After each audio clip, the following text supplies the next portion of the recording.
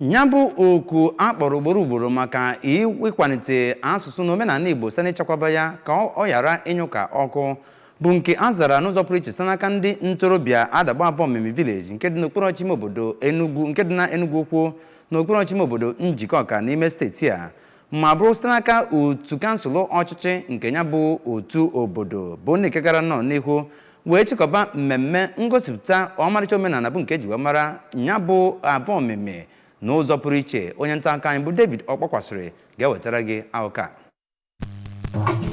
Mgbe ọ na-akọwapụta ebumnobi ha ji malite ya bụ mmemme ka onye isi oche otu Avomimi Youth Council bụ Comrade Ifeanyi Orisakwe nọrọ kọwaa na ya bụ mmemme bụ nke dabara na otu afọ eji wepụta ọchịchị ya ma kwue na ebumnobi ya bụ ịkwalite omenala ndị be ha mee ka ụmụ ntorobịa na-eto eto were omenala ha kpọrọ ihe.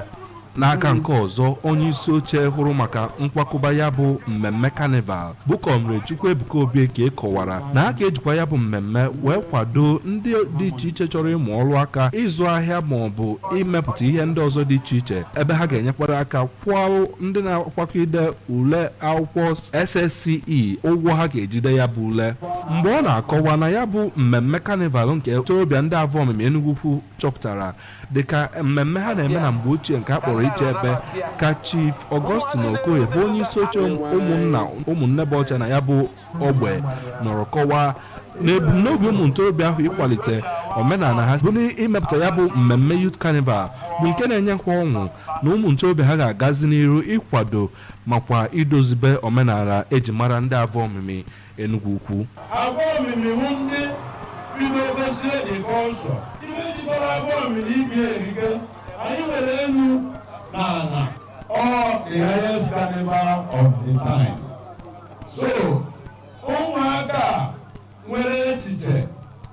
ije wenyitie etu ụwa mebere nke emecha ime ụmụ agbọghọ anyị ebido n'ụwa dị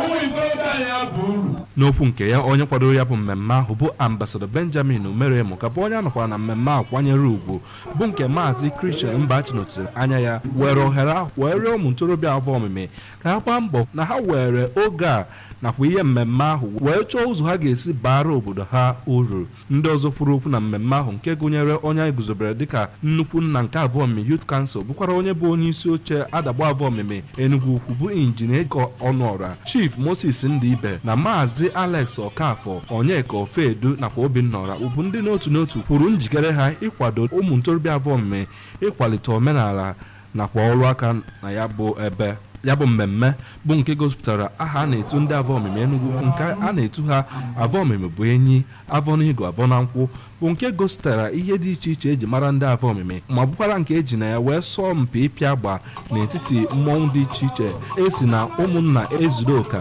ụmụnna ebe ọcha na obi n'etiti were họpụta site na Avomimi Enugu Ukwu n'okpuru ọchịchị Njikọka. Abụ m David Ọkpọkwasịrị maka akụkọ ụwa ABS.